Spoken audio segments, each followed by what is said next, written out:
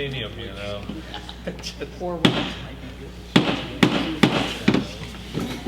Good evening, ladies and gentlemen. I'd like to call this meeting to order. First order of business is the Pledge of Allegiance, so if you please stand and follow me.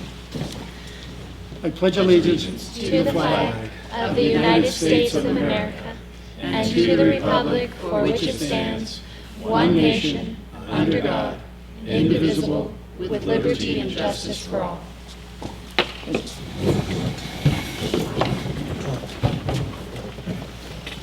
First thing we have is the approval of the agenda that we published. I make a motion that we approve the agenda. Second. Been moved and second that we approve the agenda as published. Any discussion on that? All those in favor, please say aye. Aye. Aye, and that motion is adopted. This is a period where we have public comment. I don't believe anybody has signed up for public comment, but any members of the public that would like to speak at this time are welcome to do so. Okay, the first order of business is administration, and we're delighted to hear about Design for Change presentation, so I will turn the floor over to those that are participating in that. Hey guys.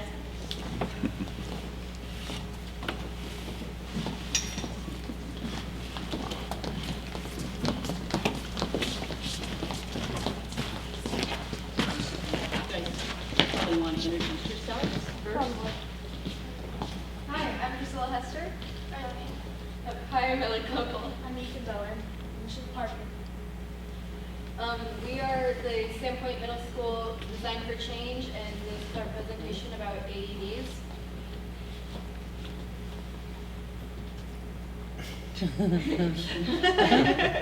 Okay, so Design for Change is a global project where kids will pick a global problem that they want to solve by 2030. In Design for Change, there is a process called Feel, Imagine, Do, Share, and it is a step-by-step process they take to solving their problem. Feel is the first stage where they do research and really, they find out what the actual problem is and they find the source of it. Imagine is where they come up with solutions to solving their problems. Do is where they actually go out in the community and, do what they imagined to solve their problem. And then the last step is share, where they will share it with the community and the world. So Parker's story, we have little Parker Bowen right here. A few months back, he experienced a situation where he was playing on the playground. He was carrying a football. He was running back to the end of recess and tripped, and the point of the football landed right in his chest. The other point hit the concrete. He landed on top of it. What he did then was stand up and say, "I'm okay," and collapse to the ground in front of everybody. So his teacher, who was unfortunately unable to be here today, was the one that witnessed it.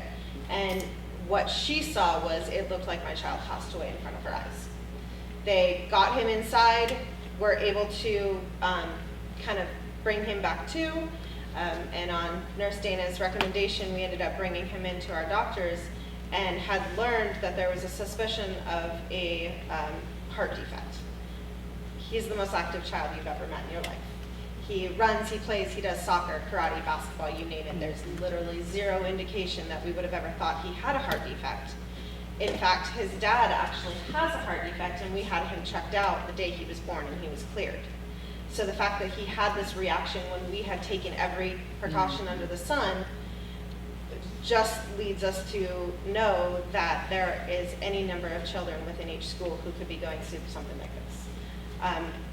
They luckily did not have to perform a CPR to bring him in. There was nothing necessary at that moment requiring any kind of a defibrillator, but the fact is it could have gone either way, and there was no device on site to be able to do something along those lines. Later on in the presentation, the children will tell you, the significant necessity of having something quickly on site versus the time frame for emergency personnel to be able to really reach him. Luckily, our story has a happy ending. We discovered that Parker has a severe form of syncope. If he experiences any kind of trauma, stress, anything along those lines, pain, he faints, he collapses. Best case scenario. that doesn't mean we're out of the woods. That means in our situation, things turned out okay. In a matter of moments, we could have lost my child. So we found out he was okay. I talked to Nurse Dana. I made 3 phone calls. I called my mom, I called my husband, I called Ann Dickinson, Design for Change, and said, what are we gonna do? So the kids are here today to let you know what our thoughts are. After hearing Parker's story, we were very empathetic towards him and we want to prevent similar situations from happening. And so our goal is to get AEDs in every school in our community and hopefully one day the entire state to prevent situations similar to this taking a very dire turn. Great. What is an AED? An AED is an automatic external defibrillator. It is basically a lightweight device that can diagnose a life-threatening cardiac arrhythmia, and it will send a shock to the victim's chest to get their heart started again. And it is very easy, and it will take you through a step-by-step process of what to do. So the statistics on cardiac arrest and the need for AEDs is really scary. It can happen to anyone, no matter how old you are, how tall you are, how much you work out, how much you weigh. It can happen to anyone at any given time. Actually, between 300,000 and 400,000 people experience sudden cardiac arrest once every year in the USA. It's the leading cause of death, and 62.5% of those people pass away. And for every minute that you don't get a defibrillator, your chance of survival decreases by 10%, and it takes a long time for emergency services to arrive. And not only that, but 2 out of 50 schools that have an AED will use theirs in a year. And there's 350 plus schools in Idaho. According to our nurse, Dana Williams, Post Falls High School has used their AED 4 times in the past 4 years. Survival rates without an AED are only 8%, whereas with an AED, the survival rates jump to 70%. That's a 62% change in survival. And for the maximum chance of survival, an AED must be used within 4 minutes, and it takes a considerable amount of time for emergency services to arrive. To gain further understanding on the topic, we spoke to Alan Brinkmeyer, an EMT, and our nurse, Dana Williams. We also emailed Senator Woodward and Senator Keogh, actually meeting with Senator Woodward, to discuss plans for our statewide goal to have AEDs in every school in the state. We are wondering whether we should write a bill or a policy. We're still deciding. And we actually got to interact with an AED brought to us by Valley Johansson. It was a very interesting experience. We know that the risk of SCA is high. SCA is a sudden cardiac arrest. We need AEDs in our school because our schools are the center of our community. We would like to have at least 1 AED in every school. We would love to work with you to accomplish our goal and look at potential grants. Could there be a budget for the acquisition of these AEDs?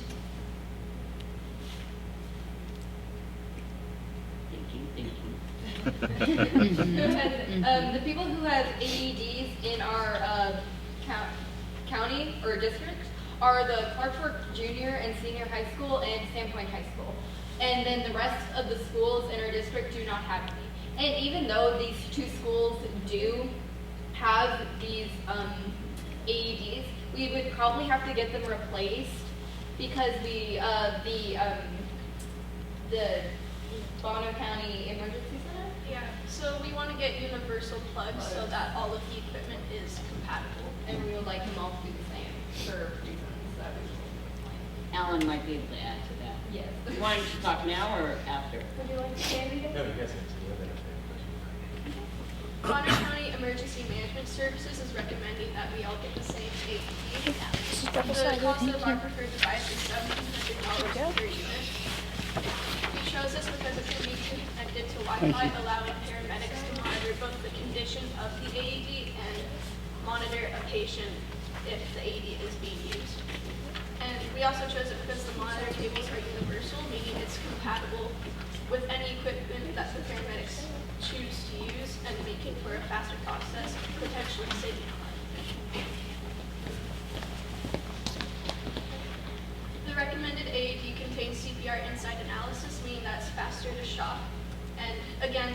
Wi-Fi allows Bonner County EMS to monitor everything. It's bilingual and offers CPR coaching, meaning almost anybody could use it, although it is preferable that they have training prior to usage. And it also has a child mode, which means it has lower energy levels for safety reasons. We as the community believe that the community would support us in creating donations campaigns and would support the internal cost. And the district already has an account with $25 for AEDs. Not a lot. Not a lot. That's not going to get us very far, but it's a start. It's on the It book. already has it on have the it books. set up. There's a line item. Yeah. There's something. If you get told. Yes. Quarter of a battery. Thank you for your time. Do you have any questions? I had a question. You said, where are the AEDs in the school now? You said they're in the high schools? There is one at the Sandpoint High School, and then the junior and senior, Clark Fork Junior Senior High School. Clark Fork Junior and Senior High School. Clark Forks is in their gym, Okay. hanging up on the wall, and then the high school is in the commons. So the middle school could use that too if they needed it. How about, If somebody runs over really fast. No, it's too far away. too far away? You want to wait for us to get there from. How about training That's for my where the AEDs are located so that there's always somebody But I available to use it? I think it would be included in staff training, and in fact, CPR now covers AEDs, but we don't have any. So, you know, we would cover it with everybody, and staff, all the staff get CPR training, and then now a requirement to graduate, which I can't remember what year it is, but is it next year that all the seniors have to have CPR in the state of Idaho? Right. They get it in health class. Right. Most of the staff in the local schools, a lot of the front office staff, they're already CPR first aid and AED trained. So they already have that training in their. Is there a possibility of getting grants for the AEDs? I think that's how You you guys want got to talk on that? So there are multiple companies that will offer small grants for AEDs, and we have looked at some of them. It affects different ways. So we have a question. Yes. We qualify for a grant every year through the state for safety, right? So could this be included in our safety request? We'd have to look at that. We get how many, you remember how many dollars? I don't. Right, I'd have to But look it's at that. substantial. We get, you know, it's in the tens of thousands a year. We get. About $22,000. Is it, Lisa? Yeah. But, That just about covers it. That does, Yeah. actually. That- And one of the things that, you know, the kids really kind of didn't get a chance to touch on, but should also be mentioned, is that if we were able to get the AEDs with the Wi-Fi capability, and Mr. Brinkmeyer can talk on it more, they'll be able to come in and service the AEDs and make sure that they're functioning properly, make sure that they're being maintained in assistance with the schools. Additionally, the state of Idaho has an actual statute that releases liability from any organization, school, or party that has an AED on site. If there's any kind of malfunction, or if somebody still continues to get worse or unfortunately pass away, the school district has zero liability. So Yeah, that's- the liability of not having it on site, if something were to happen, say my child passed away because we couldn't resuscitate them, it would be something to look at. There's zero liability if you have this on site. Yeah, I'm surprised that they're not in the schools. I really am. When I was working for the sheriff's department years ago, we made sure that all our vessels had them, and we made sure that all the police cars, at that time, sergeants and above, had AEDs in their patrol vehicles. And they probably expanded that Yeah. somewhat now. We just got a grant that Dr. Jenkins did, and I think it's 9 AEDs, and it's going out to Ponderay PD, the SO, Sandpoint PD, Cruise River PD, to outfit them with these exact same AEDs for the same reasons that we're trying to say the schools have done. Yeah. But you hit a very good project. It's very worthwhile. Yeah, right. And as you say, it could save a life. It's so important. And just having that, they're easy to use. If you're trained a little bit, they talk, they kind of lead you through it. And it's hard to make a mistake with them. So But, yes. Derek? What's the total cost? I mean, if we got 12 new ones, right, for all of our schools times 1,700, that's, what, about $20,000 for the whole district? You're the math guy. Without any grant I think support. we came to about 23,000 Because I roughly think you because need of two theirs. batteries, got Yeah. it, 3 years. Yeah, Oh, that's because- the initial cost of it, and, we, were looking at, like, other options and stuff, but we concluded that this was the best one, because it might not need as much maintenance, because it's higher end, and in the end, it will last longer, and probably work a lot. And then you don't more. have to change pads out Yeah. when, like, when the EMTs come, like the one that we have now at the high school, the EMTs come, they change the pads, and they don't know what the rhythm's been. Right. If that one gets on, when somebody drops, they get it right away because it's Wi-Fi. So as soon as you call 911, or as soon as you put the pads on, it will notify that they're using it. I see what you're So saying. it's supposed to let us really? know what rhythm initially was going Right. on when they hook up the pads. Right. Right now, we just show up and say, did it shock or not shock, swap the pads out, put ours on, and then we can go from there. So we don't have any idea what the initial rhythm is. That's also the reason why we need universal cables in the AEDs, because if they can't switch out the pads that they have, then they would just have to take the whole AED with them. Right. So Right. they have to be able to just unplug it and then plug it into theirs. Yeah. Yeah. And the entire presentation came to light because of Parker and because of other children in the school district who are experiencing heart conditions, at this time in schools that don't have AEDs. But we also learned from Dana and from other parties we spoke to, schools are one of the highest use public facilities, sporting events, other events. There actually have been instances in our school district as well as in Kootenai School District of attendees who have passed away. Someone who, is in their 60s or 70s, who maybe, there was a gentleman for a pickup basketball game who passed away. It's more than just our children. Our children are huge, our children are our future, but it's our entire community.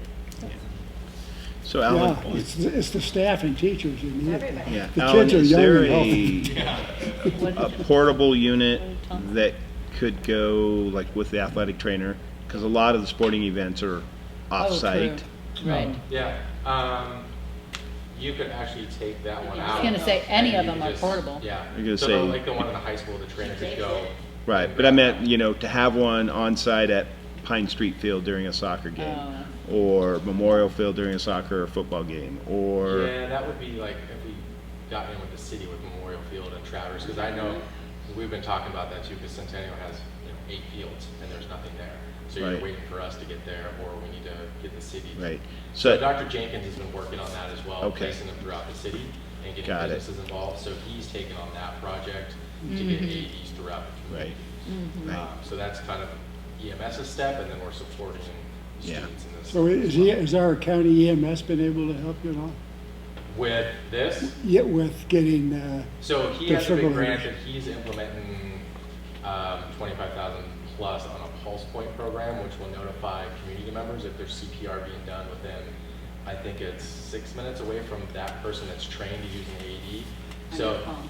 and it's gonna be a phone app, and you just get trained by us, and then you get put on that pulse point. So that's his big project, and that kind of goes hand in hand with this as well, because it's a public area that if something happens, that can go out on someone that's AED or CPR certified within a certain distance and just walk over there and help.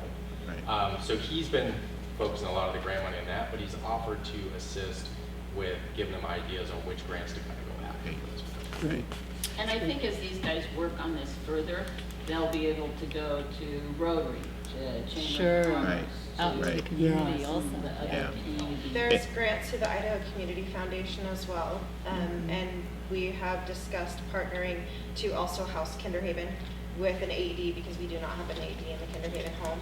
And so through the Idaho Community Foundation, we've talked about writing a grant request that way, which would house the schools as well as housing Kinderhaven. Yeah, I would think some of our community nonprofits would be very interested. Yeah. Rotary, one, you mentioned Rotary, but there are others too. It's amazing how many people don't realize we don't have the Yeah. AEDs in Yeah. the schools. We just Right. have the two. It's also amazing to know how many people don't know what an AED is. Yeah. Like when we were sharing our project with people, a lot of people didn't know what it was. Yeah. And I think that that's a big issue because the amount that it can be used in our community and to save lives everywhere is insane. Like, as we said in the presentation, 2 out of 50 schools per year will use their AED. Great.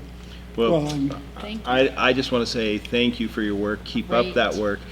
Just a Great point of work. clarification is that, you know, I know everybody heard Ms. Halls, our CFO, say that we get some safety money, but you also need to understand that school safety is really big and multifaceted, so it's really not a lot of money that we use in multiple areas, but this is just really one area. So however, you can always have Mrs. Dickinson contact me and keep me informed to help with this venture, because it's great. We want to see it to completion, and we'll just kind of have our ears out to help you write grants and to try to keep some funding. So, and thanks for taking your job. time.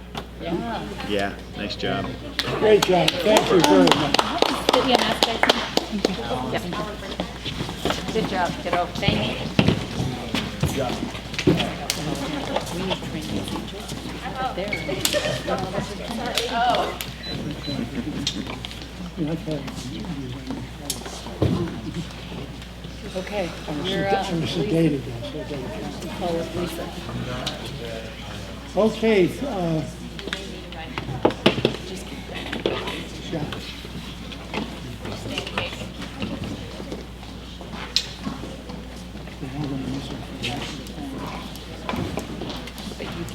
Okay, we'll carry on. The next item we have on the agenda is our finance update from our Chief Finance and Operational Officer, Today. Lisa. Good evening.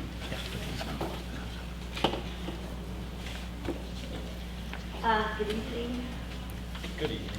See, I'd like to update the board on what's happened mostly at the state level in January. And probably the best way to approach that is just to kind of chronologically click through the weeks here in January.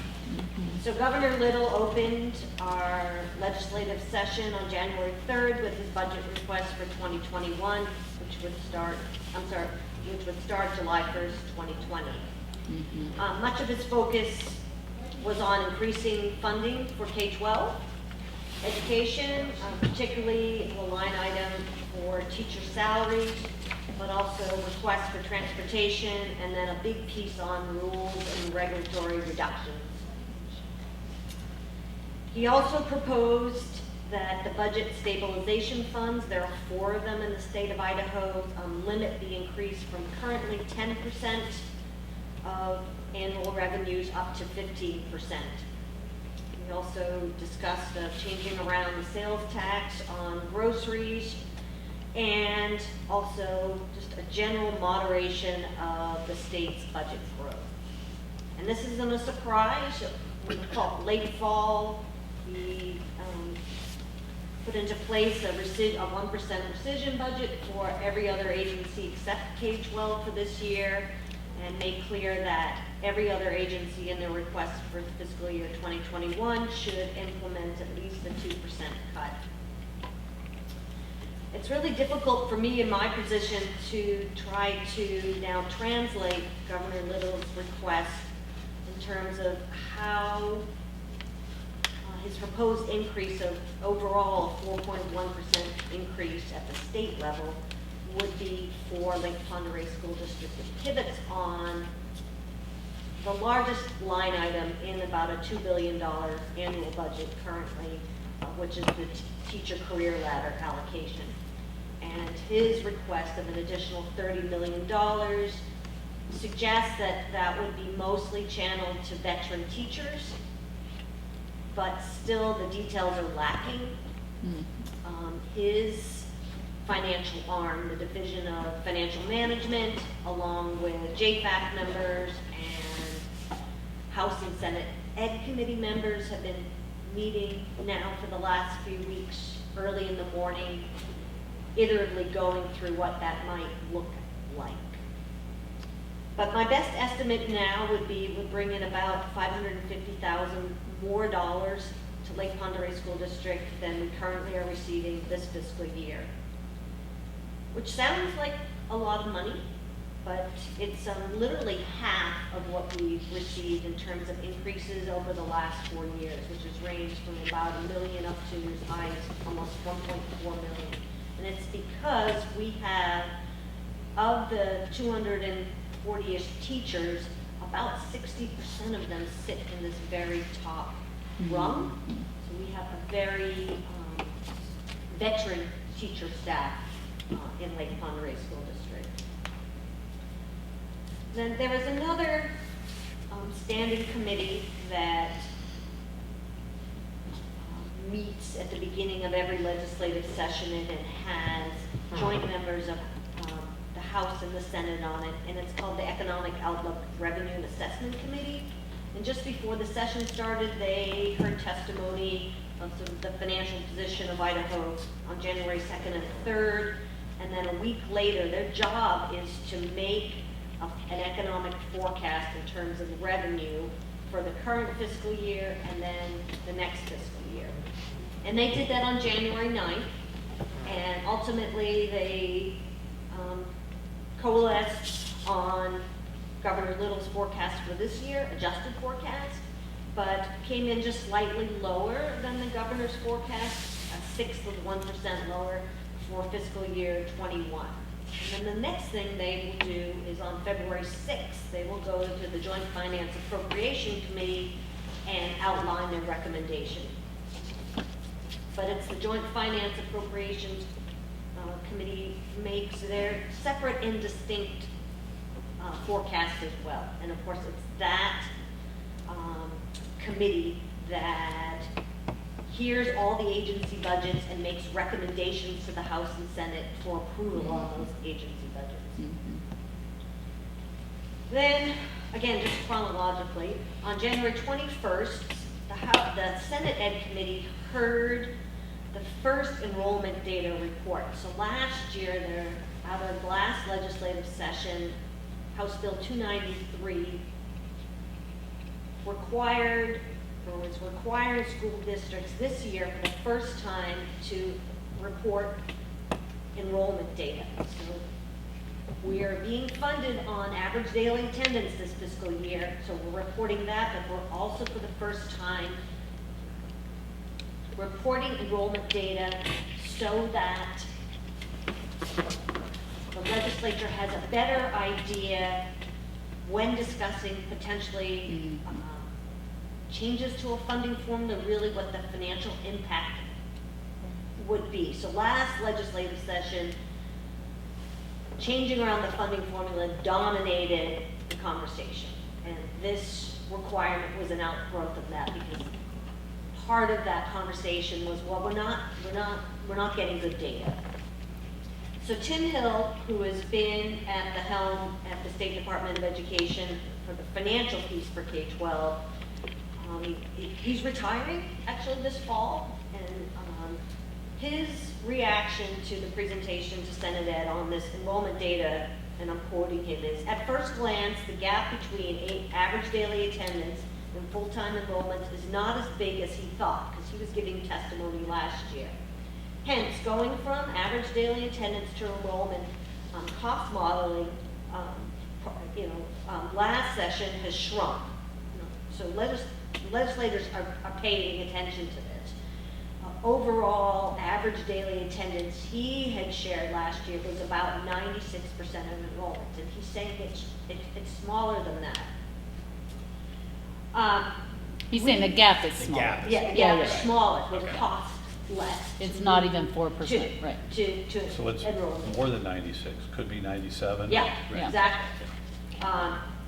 So school districts' first data was available to audit after our October reporting, and we did that, and we saw that we probably had some reporting errors. And then the next reporting was done in December, and now we've done another more comprehensive auditing several students per grade. We found one other kind of slight error, again, it's at the Sandpoint Middle School. It's kind of been our place where we've had to make modifications. But we think our next submission that our data is going to be clean. And so school districts statewide are going through this auditing process, and Tim Hill was very clear with Senate Ed that you're looking at data that's still being refined. I did have a phone conversation with Senator Woodward, who sits on Senate Ed, just asking specifically, there seemed like there was still some momentum in the fall for changing the funding formula. And at that point, there were 4 potential bills, which he last Thursday said now he's really only aware of 2. He thinks the momentum is dwindling, except probably to move to enrollment. Still early in the session. Then on January 23rd, State Superintendent Ybarra presented her fiscal year 2021 budget request to the Joint Finance Appropriation Committee. And it was identical to what she was required to do on September 1st, 2019. So all agency heads, and she's the only elected agency head, have to present a draft budget. And so her increase compared to Governor Little, which was 4.1%, stands at an ask of a 5.3% increase. And the two kind of really big differences are she's asking for $10 million more to funnel to veteran teachers for the career ladder, and also for additional funding for classrooms, which is called unit discretionary funding. And it's noticeably absent from Governor Little's budget that there's no proposed increase to discretionary funding. What was her proposed increase? What 5.3%. 5.3. Yeah. 5.4. And again, in her draft request in September, the $40 million increase for teacher career ladder, she said, well, that's going to be predicated on what the Education Task Force recommends. And so now all of that's completed, but again, the specifics still aren't there. There's definitely under that it would be like another rung, not the Ed Task Force, but under Governor Otter's Education Task Force that met for more than 3 years.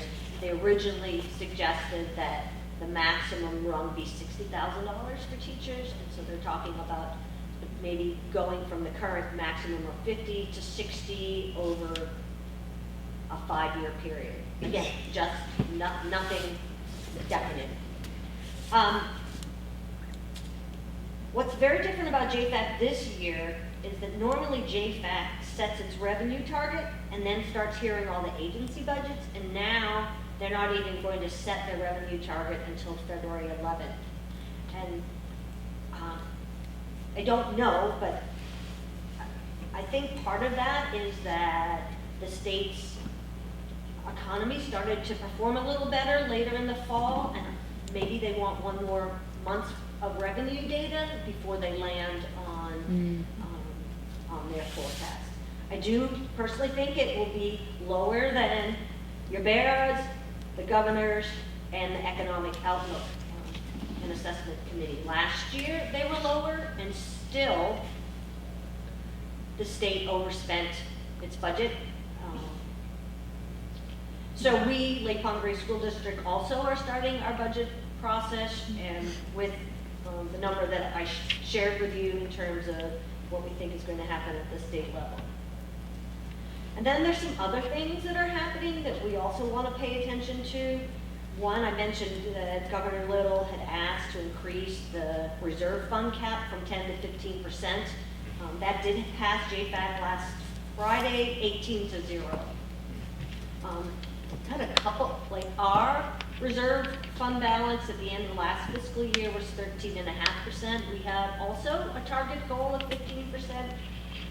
But there certainly was some heightened attention and questions from JFAC on the amount of reserve dollars statewide that are in the public school districts. And we've made clear to our legislators why we have 13.5% and how we've used it historically. At the apex of the recession, when Coldwater Creek declared bankruptcy, when Bonner County declared an emergency, and we had a $400,000 snow bill that we just were over budget by $400,000 just for snow removal that year. And the other thing that I just like to point out is, Governor Little, he was there in 2009. The state literally brought their reserve funds to zero, and his request to increase the balance certainly, I think, is an outgrowth of that experience. And then this past fall, there was a property tax committee that met for 2 full days, and they didn't ever come up with any recommendations, but now we're seeing in House Rev and Tax, the 4 pretty important bills, if they were to go through, that have to do with how everybody except K-12 collects property taxes, the counties and the municipalities. And there are 1,100 taxing districts in the state, and the tax code for property taxes, this says, has 3,200 tax code areas that deal just with property taxes. But what happens for everybody but K-12 is currently the statute allows taxing districts to take their previous year's non-exempt tax rate, time new construction and annexation, and then they can add that to their maximum budget. And because of growth, particularly say in new construction, it means that many of those budgets from the property tax levy capacity actually grow more than 3%, and legislators are hearing clearly that Idaho residents think that property taxes are an issue. Then just this week, for example, our representative had sponsored a bill to reduce the number of election opportunities. If you were running a bond, you would have to have a 10-month period between putting a bond on a measure on the ballot and then coming back. I believe that actually passed the House. Yeah, unanimously in the committee. Right. So,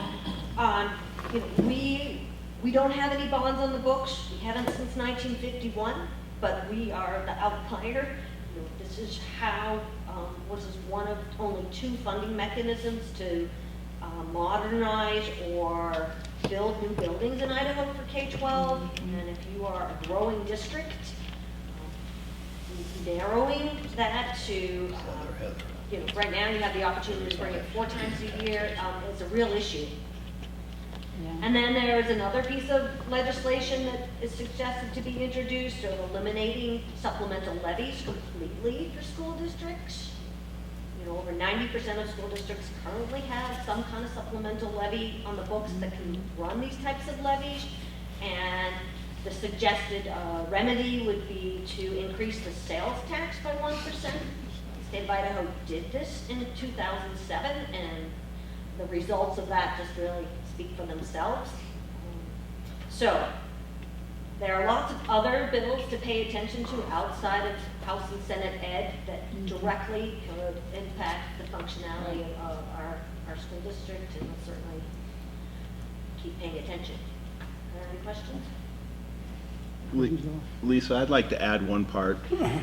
The one thing to keep apprised of is it sounds, on the surface like when Governor Little's talking about, putting money at the top tier of the career ladder. But that's not without some stipulations, and that's concerning. Part of the stipulations, and this is coming from Rob Winslow of the IASA, is that it would only be for teachers who are either overall distinguished or proficient or distinguished on the Charlotte Danielson model for evaluation, had to have met 75% of some benchmark set by the district, and then in domains 2 and 3 have to be overall distinguished. And Right. part of the problem with that is that's not what the purpose of the Charlotte Danielson model for evaluation is set. And to get an overall distinguished in our district, we don't do that because, we want our teachers to be proficient and visit the distinguished area, but there's an inequity visiting distinguished. So there's some problems with that. And so if it was just, we want to put money towards the, top tier of the career ladder, great, but now it's coming back of looking like, but there's going to be a cap on it and limited to only certain people based on your evaluations. So that's of concern. So. Any Okay, other questions? thank you very much. Thank you, Lisa. Appreciate it. Next, we have action items, and the first one we have here is the consent agenda. Make a motion that we approve consent agenda. I'll second that. Been moved and seconded to approve the consent agenda. Any discussion? All those in favor of the motion, please say aye. Aye. Aye, that motion is adopted. Next, we have two resolutions. The first one is Resolution 2004, certificate of closure. It was one of the school days that, snow days that we had to cancel school. And I need a motion to pass that resolution. Make a motion to approve Resolution 2004, certificate of closure for the date of Friday, December 20th, 2019, school closure. I'll second that. It's been moved and seconded that we approve the Resolution 20-04. Any discussion on that? All those in favor, please say aye. Aye. Aye, that motion carries. And I'll make a motion that we approve Resolution 2005, certificate of closure for the date of Monday, January 13th, 2020. Second. Been moved and seconded that we approve Resolution 2005, certificate of closure. Any discussion on that one? All those in favor, please say aye. Aye. Aye, that motion is adopted. Announcements. Superintendent? I do have some announcements. It was an exciting morning. The administrative team, all the principals in the district gathered out at Northside Elementary to do some learning walks. And so it's a great time for administrators to collaborate, talk about teacher evaluation process and teacher observation process, about our evaluation tool, and to calibrate, making sure that we're consistent with that. And it's also a great time for us to get to visit other schools and see the great things that are happening. So I just want to say thank you to Northside Elementary, Perky, her staff, and her students for letting us invade their learning today. And it was great, and there were great things happening out there. So it was really a very uplifting morning there. A couple other things. The Cyber Patriot team at Sandpoint High School got first and third place in the state of Idaho, continuing on their journey of dominating in that realm of cybersecurity. And a very successful spelling bee happened this last week. Just want to thank the parents, the students that get involved in that, and the staff for putting that on. And special thanks to Andrew Murray. She kind of is instrumental in keeping that going. So it's a great thing for our students. And then,